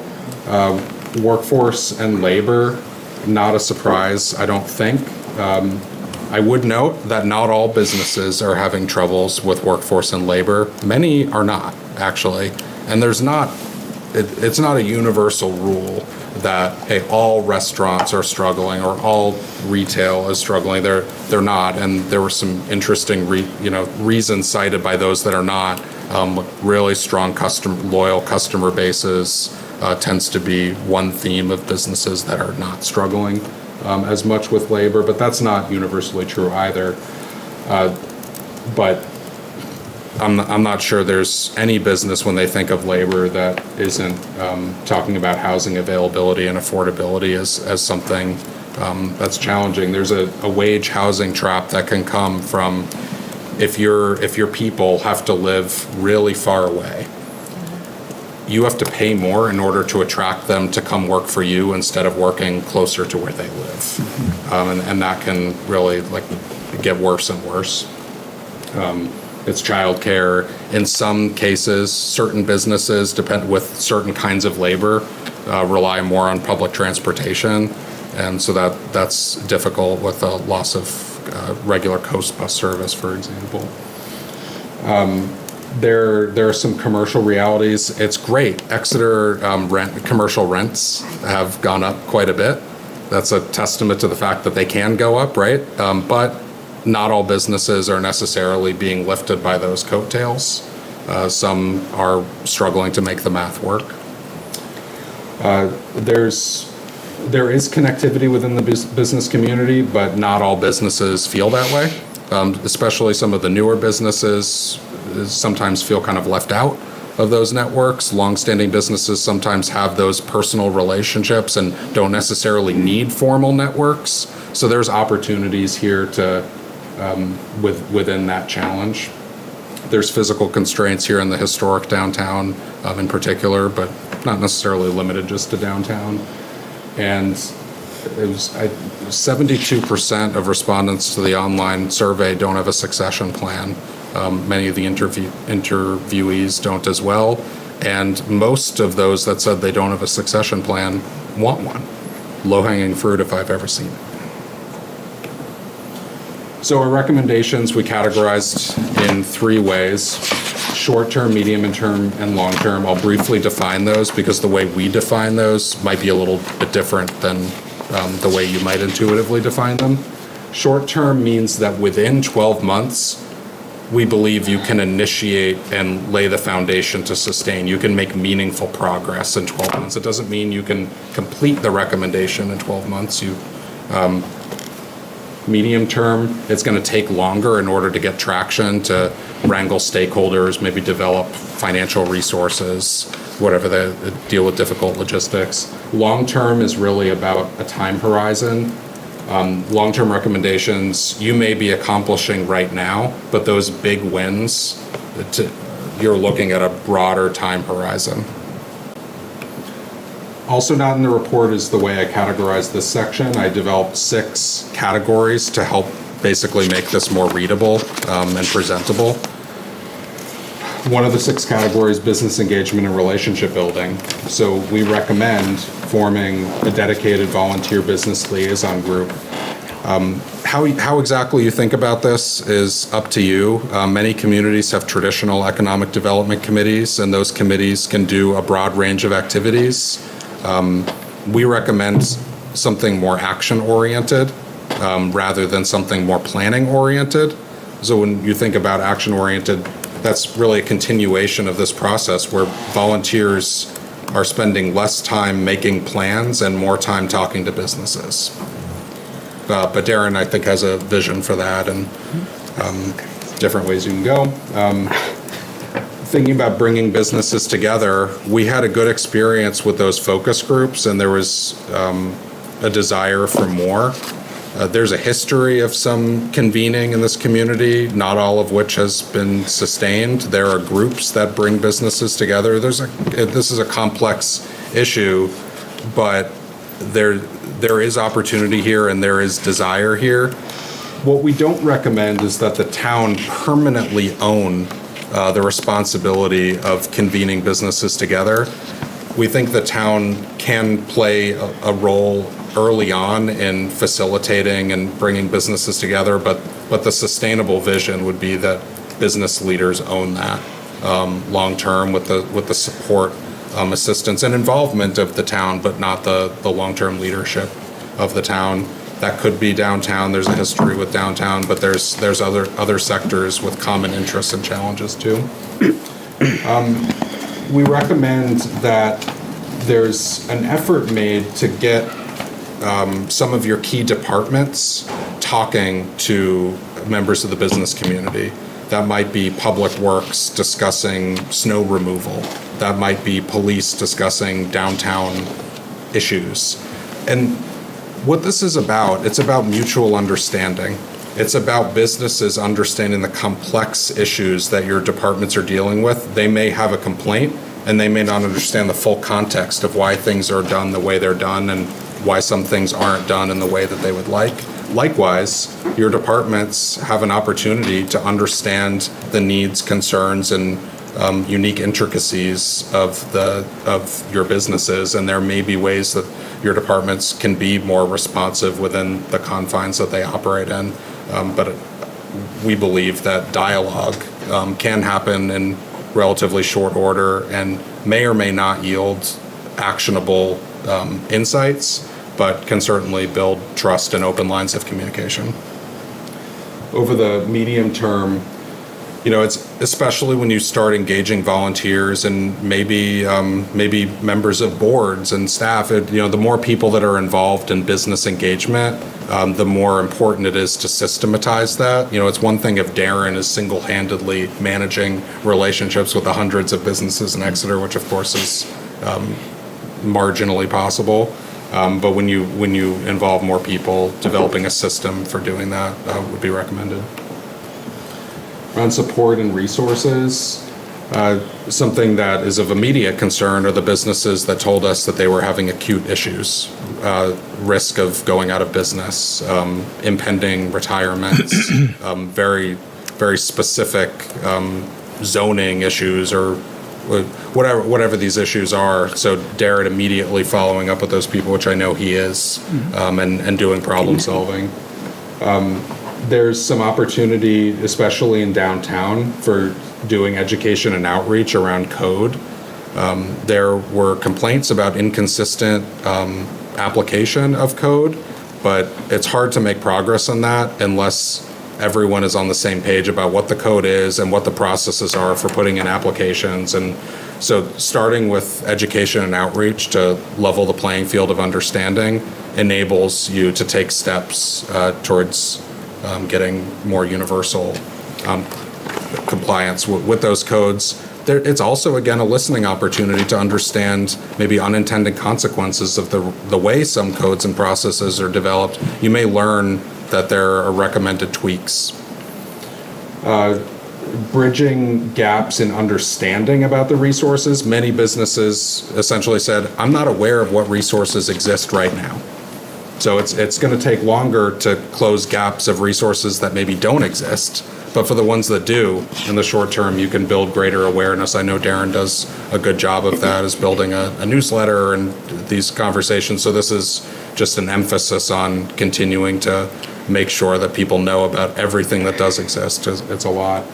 I understand there's a new website being developed, and that's a great opportunity to think about how much the website around economic development can continue to be strengthened, which is not something you do all at once, but something you do over time to think about how to serve different audiences. Your existing businesses, of course, I know they can call or text Darren, but to have a 24/7 access to the resources that they need. It's also thinking about investors and developers and prospective businesses, entrepreneurs. When you talk about someone that might be thinking about investing in the community, share success stories of your businesses. We heard so many success stories. How can we share them? And there's different ways of doing that. You have an amazing public TV, group here that does a great job of storytelling. I know there's maybe issues with profiling specific businesses. You'll figure that out, but certainly can look at sharing success stories as one of the many things that you can do. Specifically in the downtown, I know parking is a sensitive issue. Certainly heard from, well, every downtown business about parking. I know that that you have a study, that it's taking some time to implement that study. Businesses, one, they want to see some kind of action, and to whatever extent is possible to take interim tactical wayfinding sort of actions, I don't know. But the other thing, it's not just about what you do, it's about communication. It's about businesses hearing updates even if there isn't actually an update to share, right? Okay, we don't have something specific that we've done, but we're just staying in touch with you, right? We want you to know that this is top of mind for us. We see the issues that, that you're dealing with, that your customers are dealing with, that your workers are dealing with. So just communication. Of course, moving to implementation around the parking study, whatever you actually decide to do. And thinking about downtown vitality and events. The events, businesses value these downtown events so much, but they also feel like the benefits of those events can be felt even more. Events that are maybe down at the Parkway are people being driven into downtown as much as they could be. Many people are coming in from out of town that may not know about Exeter's downtown businesses, and businesses that are outside of downtown too. They're here in Exeter. What can be done to create more exposure for your business community, for all these people that are coming to Exeter for these incredible cultural events? And can businesses be more involved in the planning so that this can actually happen? If businesses are at the table in planning, maybe these events can better serve the businesses. Around workforce, this is where you go beyond closing gaps in awareness and go towards closing gaps in what actually exists. This is about dialogue with all the workforce development stakeholders, K through 12, higher ed, and even adult education. There's work to be done. I know Darren is doing that. I know the Chamber of Commerce is doing that. I know that employers individually are doing that, but there's a lot of work to do. There are programs that, an employer needs people with a certain skill, and there's not a program that is properly cultivating that actual skill in workers, right? There's gaps to actually address. Exeter is a housing champion community. You're making progress on housing solutions. We just want to emphasize continuing to do that. Around data and storytelling, I already said identifying, tracking, sharing those success stories. There's not a whole lot of developable space left in Exeter, but it would be helpful to actually inventory the commercial and industrial space that does exist. This doesn't need to happen in the short term. There may be like intern capacity or something that could help with this, but that would give Darren some additional tools in business recruitment and engagement. We also know there are businesses in town that are trying to expand to space that better suits their needs. A study like this might be able to help businesses that are here and they're in space that isn't meeting their needs, might actually help them stay in town instead of having to leave. Discover Exeter. This is something that the Chamber has done. They do well. Discover Exeter could have more involvement and partnership by the town and could be more Exeter focused. The Chamber, of course, covers many towns and could more spotlight the full diversity of Exeter's businesses. Businesses want to see the town involved in marketing them and making people more aware of businesses. Some businesses, like everybody knows, but businesses don't want to be left behind. And so this is more just a sort of suggestion that the town figure out how to get involved a little bit more in highlighting, spotlighting, promoting your broad, diverse business community. Lastly, continue to leverage regional economic development networks. Of course, there's so much in New Hampshire that's done town to town. Whether that's the most efficient way to do everything, I will not weigh in on. But there's many efficiencies that can be gained, whether it's on workforce or housing or business support, any number of things from regional networks. There are good regional networks that are continuing to improve, and I know Darren's very involved in that. And deepening engagement with the healthcare industry cluster. We weren't able to engage them like we wanted to in this program, so we recommend trying to do that. It's an incredible strength here. So what's next? So we're going to finalize the report, and then it's implementation. This, our role is going to be advisory and technical assistance moving forward in the implementation phase. We've done this in other communities. We can help, but this needs to be owned by the town. It's an opportunity to bring in stakeholders, including yourselves, in shaping this next phase and more broad ownership and involvement from a variety of municipal and business and resource stakeholders. The more of the right people that are at the table and involved, the more successful you're going to be in implementing sustainable solutions. So we recommend taking some time to sift through these recommendations and other recommendations that you probably have that aren't in the report, to prioritize those as makes sense, forming project teams. That may not make sense for all recommendations, but some recommendations may require kind of an array of stakeholders that might not normally be working together or in touch. So it may be helpful to bring together some teams. And then providing regular updates. So the select board should be kept apprised, maybe quarterly, something like that. You need accountability structures to actually ensure that progress is being made. So thinking now about how to make sure that accountability is in place and that you're involved in an oversight level. So that's what I have. Thank you for indulging the long presentation. No, this is amazing. Yeah. And a lot, really a lot to go through here, but quite a bit to consider and some great thoughts and ideas. I appreciate all of the work you and the team, and this is a lot of work here. Yeah. Yeah, absolutely is. A lot of work. I noticed that looking at Paul shared with us your recommendations to department heads, and there were 2 or 3 of you that said we got to figure out economic development. So this is a good tool to get in that direction. Yep, agreed. Thank you. Do you guys have any questions for us? Any comments or questions for Mr. Chartrand? Was there any thought of making a recommendation around augmenting the platform at the train station to an actual station, which is something we're working on? Did that come up in? It didn't, because we're asking businesses, and we didn't. If we were as far along now, then if we are now, when we made the questions, when the team made the questions, that would have been a question probably. So it wasn't a lot really of input. So it wasn't, but we recognize that it absolutely has to be in this thing.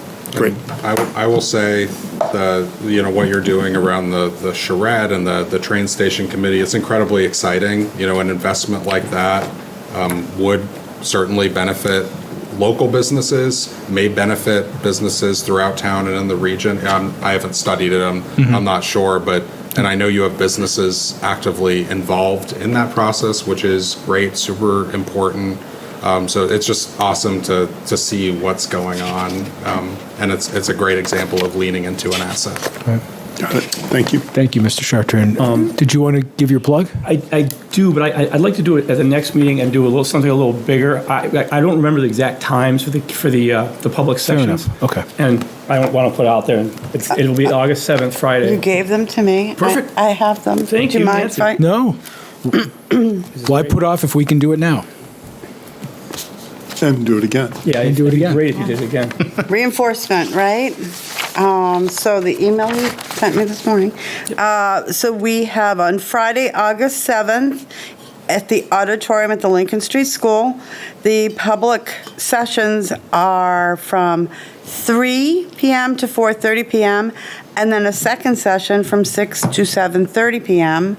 The charrette team will then present their suggestions at 3 p.m. on Saturday, August 8th in the same location. Thank you very much. You're welcome. My back. Thank you.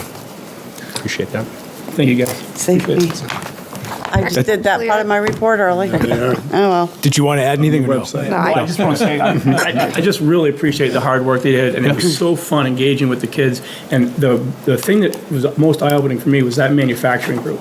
When they got together, they don't really get together. And the fact that they want to continue to do that, but they were saying some things that, as an example, they offer a lot of money for education. I did not know that. And like all of them did that. I was shocked. I didn't know those businesses did that. Wow. So I was really surprised to learn that. Out of necessity.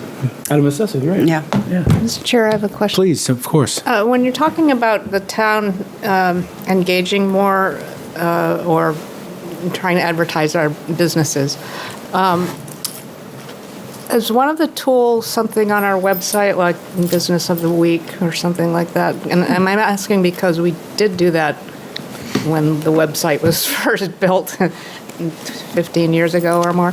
But we took it down because we didn't want to insult anybody. I have several ideas for all these suggestions that I want to put to whoever you guys assemble.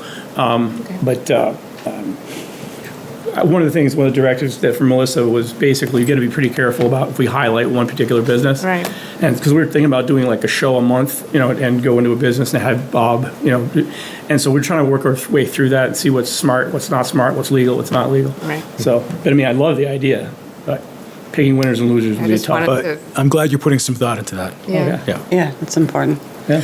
And then at some point, the Chamber of Commerce, you talk to them all the time. Yes. So I understand they're not just Exeter, but this is some great suggestions at the Chamber of Commerce with events and things, right? So I think some of this would really be implemented by the Chamber of Commerce or a partnership, Better Business people and things like that. So, and if in the future, when you do your final report, maybe put the link for the Exeter TV segment that they did, because that was great. Great idea. And I would just say that in many cases, it's about the goal here. Like, is it about the town of Exeter doing everything yourself and only yourself and, getting the credit for it? No.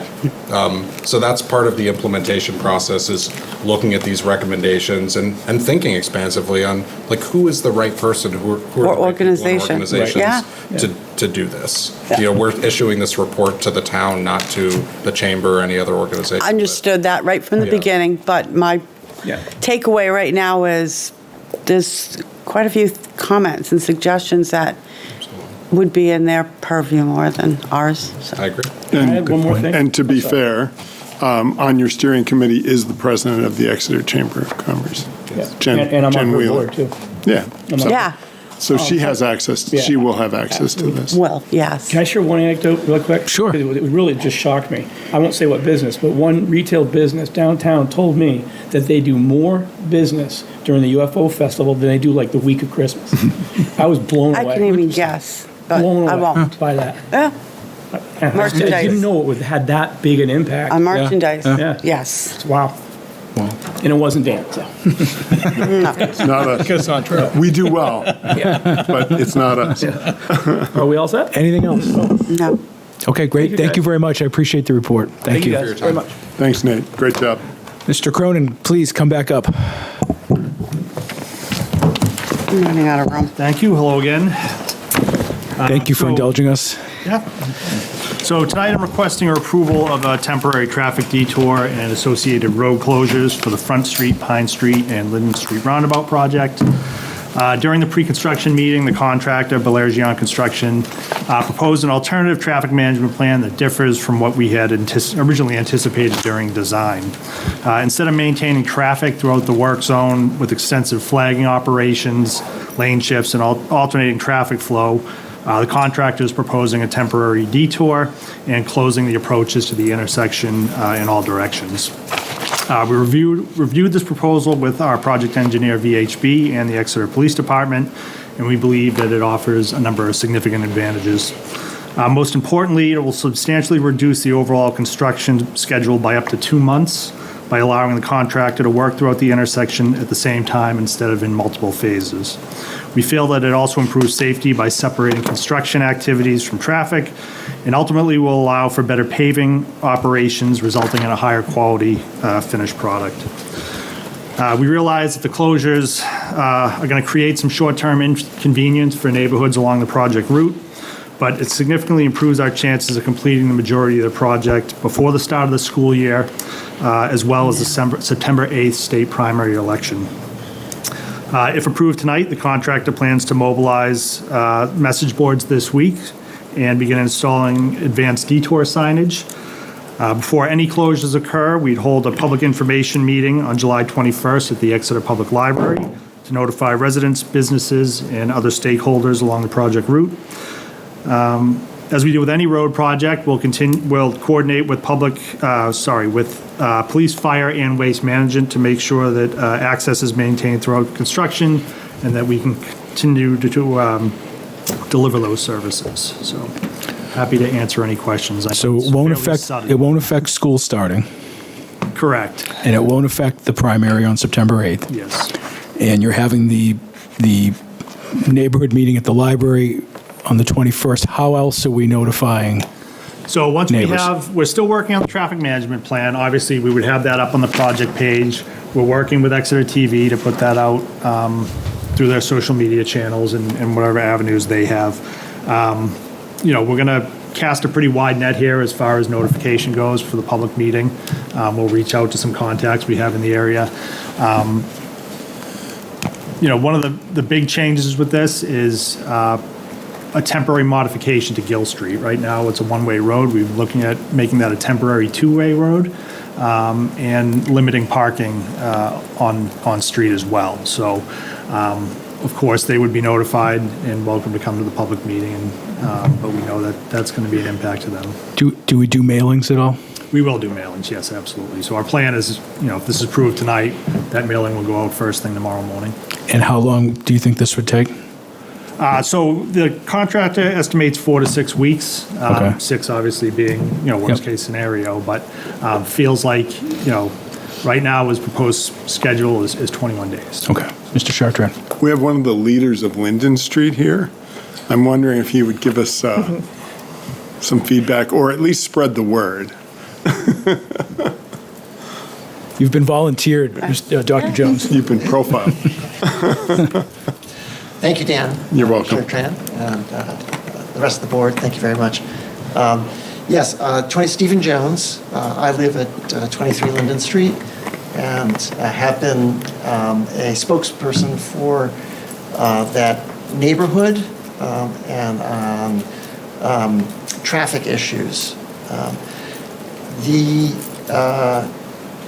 alteration of Gill Street into a two-way avenue, I suspect will be controversial. Concerns that people will have are how long will the behavior pattern that is set up last after the street is one way again. That would be a major concern.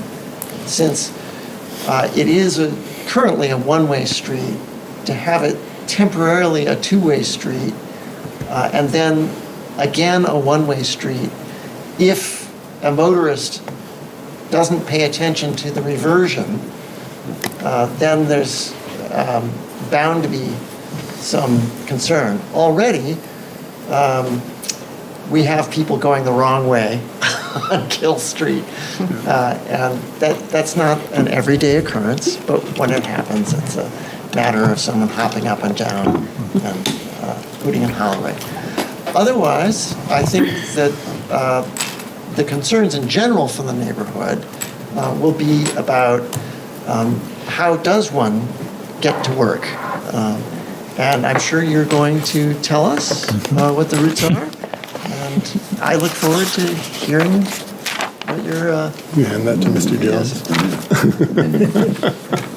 You can take that. It's going to do a lot more good in your hands than in mine. Thank you very much. You're welcome. Did you have any other questions for me? No, I mean, I think that it's obviously too very good an valid opportunity to concern. pass up. We hope that the roundabout's going to provide some much-needed relief to Gill Street, because we're well aware of some of the concerns that the residents have out there. There is going to be some flagging required at the start of the detour to really guide people and get them used to the routine. And then I think at the completion of the project, once it reverts back, we're going to need some additional enforcement out there, probably, just to reset everybody's behavior. Thank you. Could I comment? Of course. I love this idea. I'm a rip the Band-Aid off fast kind of guy. Don't do it slowly. And I think to move through this project quickly and then get it back to normal is the right idea. So I'm very much in favor of yours and the contractor's suggestion. Appreciate that. We have one more. Selectwoman Gilman. I think Darren's just shown us that he has some easy contacts for the businesses downtown and elsewhere that will want to know where their employees are coming from. We've had a number of information meetings throughout the design of this project, so we already have an established list of contacts, but we know PEA, the church, again, Gill Street is very organized, so we'll be reaching out to all those folks and make sure that they're in attendance. Go ahead. So the state will be notified, since they've put, what do we have, 6 routes that go through downtown and up? So they'll be notified so that they might be able to do a temporary. So I think I like this. I think this is the easiest, if you will, the most direct solution, the detours. And I think with detour signs, people are going to realize it's temporary, I would hope. I do come out of Gill Street, and I do see people try to come down, but I've never seen someone continue. They've always realized it and turned around, and I just stand back and let them do it. And I already have my own new route. Good thing we have back roads, though they'll be busy. So I'll also note, this is not the contractor's first roundabout. They've done a number of these. They really feel like this will help them deliver the best product in the quickest time possible. I think there's, sorry, may I add one more thing? There's already no parking on Gill Street in sections and on one side of the road. Those are still there from when school's in session, but they'll just be expanded for no parking on the side of the road until this project's done. But 4 to 6 weeks is pretty short time frame. So, yeah, thank you. I think that's right. I mean, this is going to be an inconvenience. There's no question. But I agree with you. I mean, the voters voted for this project. We're knee deep into this. Let's get it done. We're doing it, July, August.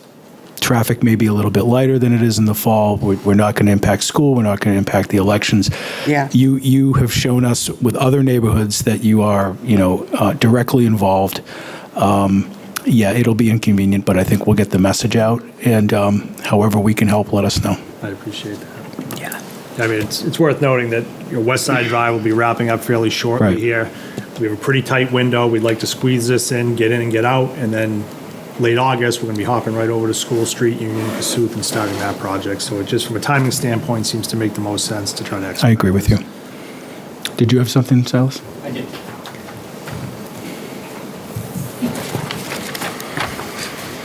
Hi, folks. My name is Silas Richards. I'm over on Locust Ave. I'm super excited for this roundabout. It's about time that this is coming. It's going to have a lot of positive impacts on traffic, pedestrian flow, and it's going to really improve this area. My concerns tonight surround the detour onto Lincoln Street.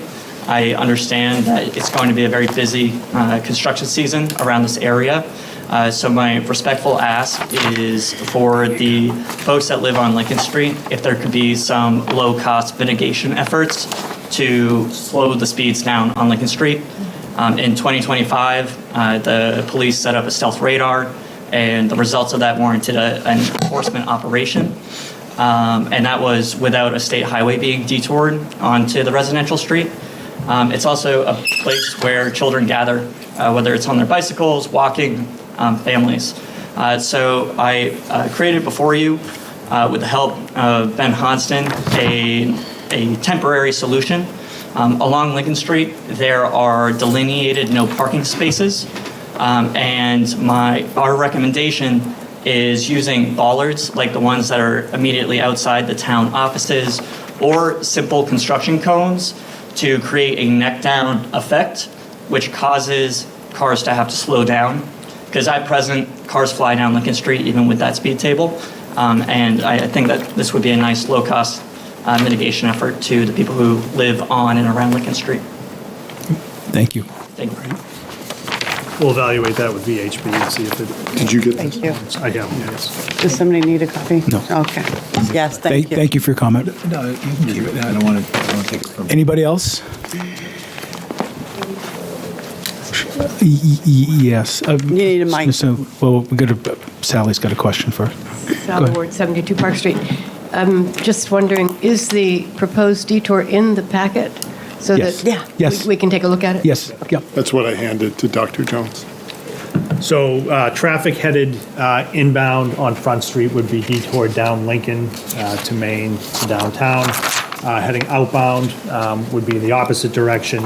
We would close Pine Street at Court Street and detour traffic. Local traffic, it would be open to local traffic, but we would detour around that via Court Street.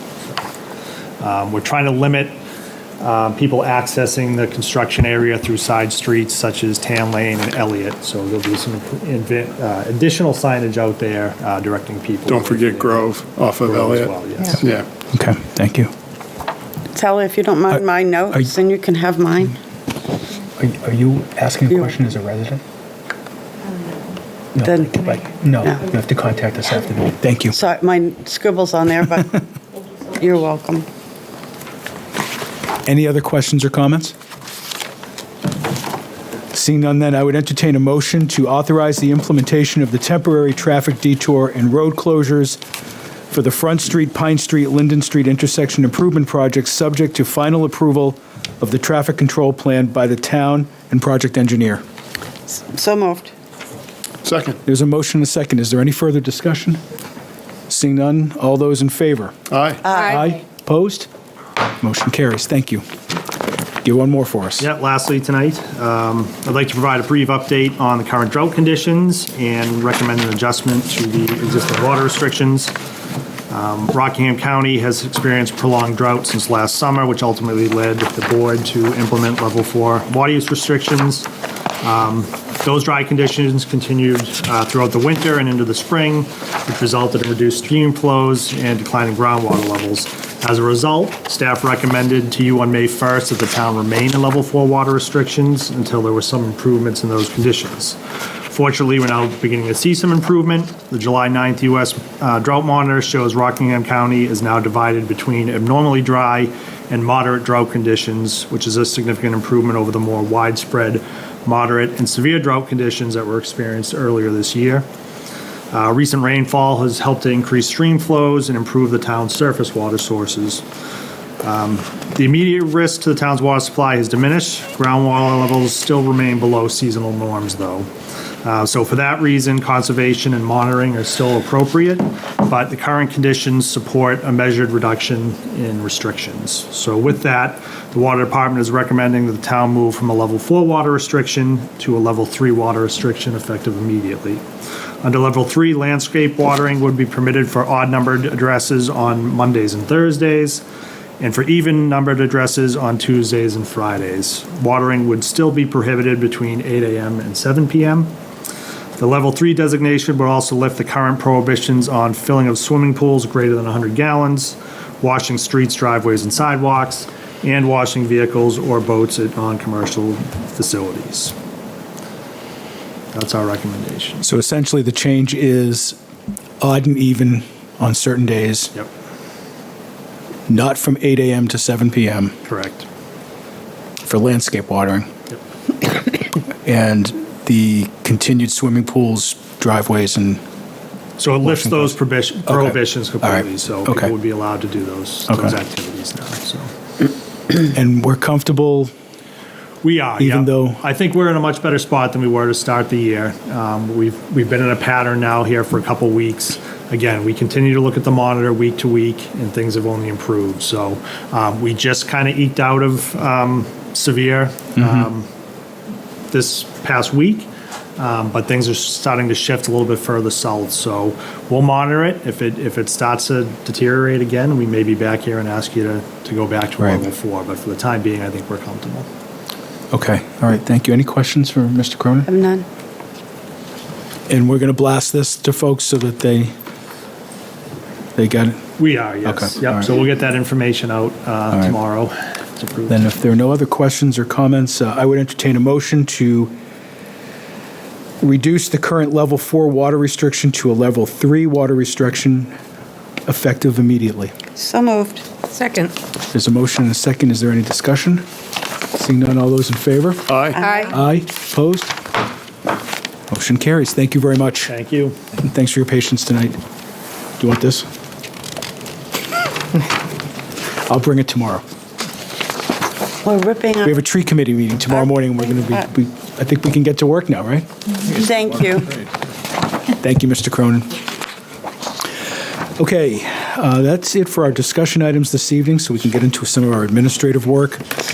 We have 2 sets of minutes this evening to take up, the first of which is the Town of Exeter regular meeting minutes of June 29th, 2026. Are there any revisions or amendments? I have one, Please. and I think it's a template issue. Line 59, page 2. I think we need to remove number 6 where it says appointments. There were no appointments at this meeting because they're on lines 251 through 264 on page 6. Good. It's just because we changed. Yeah. Yeah. Yeah. So that's Good catch. it. So redact. I have another one. Mr. Chartrand. Oh, I'm sorry, were you done? No, I was just going to say redact line 59 and 60. Okay. In line 248 and 249, we have Selectwoman Belanger both moving and seconding, and that did not happen. Oh, I didn't catch that, and I don't have my notes with me, so. You never would have done that. Well, I know I wouldn't have, but I write down who does it. I and- suspect that it was Selectwoman Gilman based on the pattern around it. Yeah, we but- usually, so. Thank you. Okay. Good catch. Yep. Anybody else? Seeing none, I would entertain a motion to approve the Town of Exeter Select Board regular meeting minutes of June 29th, 2026. As amended. As amended. So moved. Second. It's a motion and a second. Any Approve, Dan. discussion? Seeing none, all those in favor? Aye. Aye. Opposed? Motion carries. And are there any amendments or revisions to the June 29th, 2026 non-public session minutes? I have none. Okay. Seeing none, I would entertain a motion to approve the Town of Exeter Select Board June 29th, 2026 non-public meeting minutes. So moved. Second. It's a motion and a second. Any discussion? Seeing none, all those in favor? Aye. Aye. Opposed? That motion carries. We have a resignation and an appointment this evening. We have a resignation from the HDC Historic District Commission of Grayson Shepherd. Did you want to comment on that, Selectwoman Gilman? Yes, we will miss him. He was he asked really smart questions and really engaged the applicants. But his loss leaves us tenuous as far as having a quorum. I was going to ask that, and he also is the vice chair, correct? Or was he chair? He was the chair. Chair, okay. We have a chair. Okay. But you have 5 members, and typically there's one that's not there, so it's a 7-member board. Okay. So I'd just like to have a little more room to spare, So we need to recruit. Okay. Okay. as always. If there are no other comments, then with regret, I will entertain a motion to accept the resignation of Grayson Shepherd from the Historic District Commission. So moved. Second. It's a motion and a second. Any discussion? Seeing none, all those in favor? Aye. Aye. Opposed? Motion carries, and we thank Grayson for his work on the HDC, particularly chairing. This evening, we interviewed Mr. Chartrand, can you help me out on his last name? Carrie Einhaus. Thank you. For the train station committee alternate position that is open, and that's for an effective date through 4/29. So, Mr. Chartrand, would you like to make that motion? Sure. What's the term? 4/29. 4/29. Thank you. I'd like to make a motion to appoint R. Carrie Einhaus of Lincoln Street to the Train Station Committee as an alternate with a term ending in April of 2029. Second. There's a motion and a second. Is there any discussion? Seeing none, all those in favor? Aye. Aye. Opposed? Motion carries. And we will move now to permits and approvals, both having to do with Pearpoint Park. One is a donation acceptance, the other is the RFP. And much like Mr. Wyndham took care of your Select Board committee reports, this will take care of mine, so we'll shave some time at the end. Yeah, we will. Still work, though. We have, for the month of June, we have 3 donors who have generously donated a total of $2,700. So I would entertain a motion that the Select Board accept the donations received during the month of June 2026, totaling $2,700 for the design and construction of Pearpoint Park, and direct that the funds be held by the trustees of trust funds in the Pearpoint Park Fund. Disbursement of the funds shall be made by authorization of the town management or their designee for the purpose of designing and/or constructing Pearpoint Park. So moved. Second. There's a motion and a second. Any discussion? Seeing none, all those in favor? Aye. Aye. Opposed? Motion carries. We have the chair of the Pearpoint Park Committee here, Dr. Jones. I don't want to put you on the spot again, but since you're here, if you'd like to talk quickly about the RFQ process since you were part of it. Yes, thank you very much, Chairman. We held interviews for 5 candidate firms. They were all outstanding. It was a very hard decision. The panel of 3, including one co-committee member, Jen Martell, and Dave Sharples, who expertly led us through this process. A thank you to him and a thank you to Jen for outstanding work. We chose KZLA as the firm. They're a small firm in Boston, but a firm with extensive expertise, a firm with extensive experience in Exeter. They have worked, I think, for 17 years with the Academy. So they know Exeter. They have, there are few employees. One employee who will be involved deeply in the project who lives in Portsmouth, making at least us feel as though they had local ties. And certainly the local expertise and their general expertise, which is professional, deep, and lengthy. So it is with great pride that we announce our choice and ask for you to approve KZLA as our choice for the firm to do design and engineering studies and drawings for the park. Thank you very much. And I'll jump in and say that during the Pearpoint Park Committee meeting last week, this took up probably 45 of the 60 minutes that we had. And in both Steve and Jen Martell and Dave Sharples repeatedly told the committee that all 5 firms were top-notch. And it took the 3 of them several meetings to really dig in and deliberate and come up with this selection. But they were very positive and really felt that this was the organization to go with. As Steve said, they're Boston-based, but with a local presence. I think one lives in Portsmouth and one lives some nearby.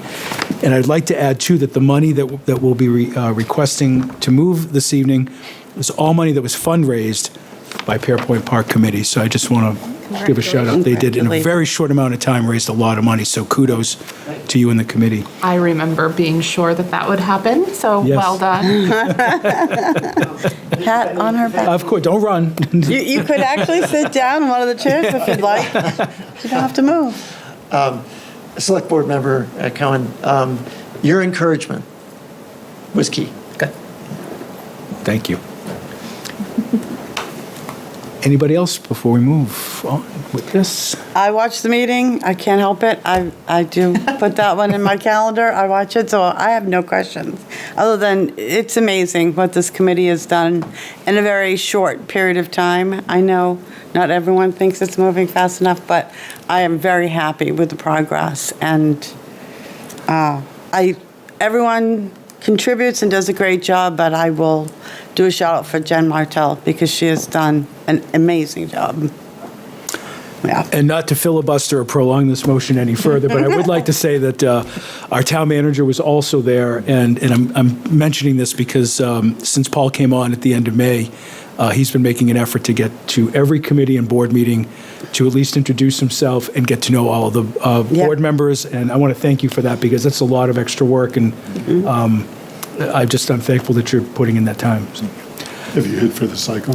Have you made them all yet? Not quite. No. Most, if not all. Okay, then I would entertain a motion that the Select Board authorize the town manager to negotiate and execute a contract with KZLA Services for design services for Pearpoint Park for an amount not to exceed $35,000 and to take any and all actions necessary to complete the project. So moved. Second. There's a motion and a second. Any discussion? Seeing none, all those in favor? Aye. Aye. Opposed? That motion carries. Next up. Thank you, Steve. Thank you very much. Okay. And thank you to the Linden Street Town Crier. That person will do his work. Madam Clerk, we have one Jeopardy warrant this evening. Yes, glasses back on. Jeopardy warrant. I move that map 87, lot 14, unit 5B, in the amount of $618 for the tax year 2026. Second. There's a motion and a second. Is there any discussion? Seeing none, all those in favor? Aye. Aye. Opposed? Motion carries. Sorry for that. I'm out of practice. I haven't had a lot of these lately. Thank you. Thank you.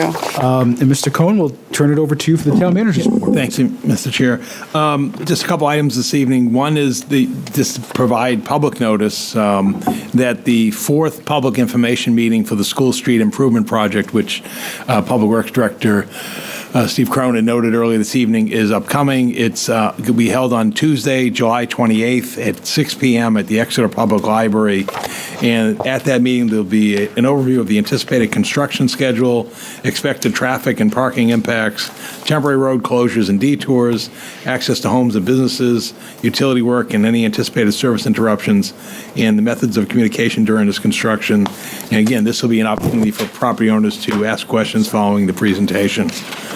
So again, so you can see as what's happening is we're leapfrogging from West Side Drive to what we heard this evening to now moving over onto School Street. So again, it's a busy period of time, and again, we welcome that public input. And then finally, the other thing I wanted to note is, since our last meeting, the weather was as hot as it was here as we were approaching the July 4th period, and we had the unfortunate circumstance of the pool pump at Recreation going down. And I just wanted to note formally to the community and just thank the Recreation Department and the Public Works Department. It was a coordinated effort where everybody pulled together, recognizing the need for the facility and also the time of the year and the fact that the expectations of the public and the fees and everything that's charged, that they, this pump was ordered, delivered overnight, implemented the next day, and again, without minimal disruption to the schedule and the services that we provided. It just showed me, and I think demonstrates to the community, that when a circumstance arises that a need is addressed, that everyone pulls together and address that need in a timely manner. And again, it really, sometimes things like this go without notice, but I really wanted to point it out because it was an experience that I saw firsthand of how everyone just pulled together and got the electrical work, the installation, the removal, the coordination, notification to the public, everything that came together worked well, and I just wanted to note that effort, and certainly it was very timely in terms of what's taking place in the community. So I just wanted to take a moment this evening to commend that effort by the town employees involved. So thank you, Mr. Chair. And the announcements. They announced it and kept updates everywhere. Exactly. Yep. It was great. Yep. Thank you. Thank you. Select Board Committee reports. We could start with Selectwoman Gilman, please. Thank you, Mr. Chair. Since we last met, last week at the band concert, the Heritage Commission made their award of the John Merkel Heritage Award. It's something we're going to do annually. This year we honored Tony Calandrello and Exeter Apothecary for their outstanding reuse and not maintenance, but restoration of the old apothecary. And Keith Whitehouse for his hidden work. He volunteers doing helping out Parks and Rec, Rains Farm Barn. But nobody sees his work, and he's not doing it for some committee. He's doing it because he loves it. Mm-hmm. And I totally appreciate the look of Gale Park because it needed the improvements that he made. So that's going to happen every year. This year we did 2 because it was our inaugural edition. The governor signed HB 340, our favorite no electioneering by employees. So we'll have to work with our employees about that. And then there's just an HDC meeting coming up. We're just looking at some windows on the M&T Bank. Hopefully you have a quorum. Yeah. And by the way, 2 very, very, very deserving volunteers, friends in our town. So we had quite a few nominations, and it was hard to cut it down. That's why we had 2. Yeah, no, I can imagine. Thank you. Selectwoman Belanger. So I had a planning board meeting on Thursday, July 9th. We had, under old business, there was a continuation for planning board case number 26-3, the J. Cayley Associates site plan review for the dry cleaner on Portsmouth Ave. Just as an update, that was tabled until August 27th. We have not seen the changes in the plan, but I believe there's going to be a new plan. And just for anyone following this, at this point, it's going to keep the same case number. So that could throw people off if they're looking under case number. So just wanted to let people know about that. And under new business, we had a design review for a proposed 14-acre residential cluster subdivision on the Exeter Country Club. That was for design review only. We listened. There were questions asked, a lot of public comment, and the board voted that the status of the design review is complete. So the next step will just be seeing their plan. And then we had a conditional use permit for 18 Oaklands Road, and that was approved. And then we had a very unusual public comment period that lasted, I don't know, about 30 to 45 minutes. And I'm just going to hit some highlights just so everyone's aware of it, because this is an ongoing conversation. Silas Richardson was there and was asking about adding more bike racks and just some other things. He wasn't happy with the frequency or infrequency of the master plan oversight committee meetings. It was explained to him at the last one. There was a comment about it not having happened for 42 days, I think. And it was because at the last minute they didn't have a quorum and they couldn't meet. So they did have one scheduled, so he understood that. And then just about the process, our town planner, I believe, did an excellent job explaining how our process works. So I just hit the high points on this. So if anybody wants to watch that last 45 minutes of the planning board meeting, I recommend you do. And I understand that there's some ongoing conversation with possibly putting some more bike racks downtown, but just figure out where they can go. And then the tentative date on the site plan, site walk I gave last meeting, it is happening tomorrow. It's going to be hot. So it's tomorrow, Tuesday, July 14th at 5 o'clock. And the purpose of the site walk for the planning board is, first, it's located at 5 Brentwood Road. It's not going to be with the Conservation Commission. It's just the planning board, open to the public. Anybody can come. It's for a redevelopment that would consist of 8 residential condominium units, of single-family homes, a new roadway, and that's planning board case number 2611. And I had a housing advisory committee on Friday, July 10th. We talked about the charrette. I don't need to cover that. The chair, vice chair issue got ironed out, and I let Pam know. So Lindsay Sonnet will remain the chair, and Megan Spencer is now the vice chair. And there was an ongoing discussion of proposed zoning amendments, but Mr. Sharples was not able to attend. So we talked a little bit about it, but not having him there was limiting. So we'll continue that conversation hopefully at our next meeting. Great. Which is August 8th. And that's it. Thank you very much. Thank you. Selectwoman Cow? I have nothing to report. Selectman Chartran? I have nothing to report. And Pearpoint Park, we already covered. My meetings are all this week, so I'll get back to you on June 27th. Correspondence, we have the formal letter from DES, which talked about the solid waste transfer station, the approval of solid waste collection in Epping. We have a acknowledgement from Governor Ayotte on the letter that we all voted to send to her, and then obviously our NHMA legislative update. Reviewing the board calendar, we'll meet again on June 27th, August 10th, August 24th, September 14th, and September 28th. And we do have September 1st in reserve in the event that we need to meet, understanding that Selectman Chartran will be unavailable.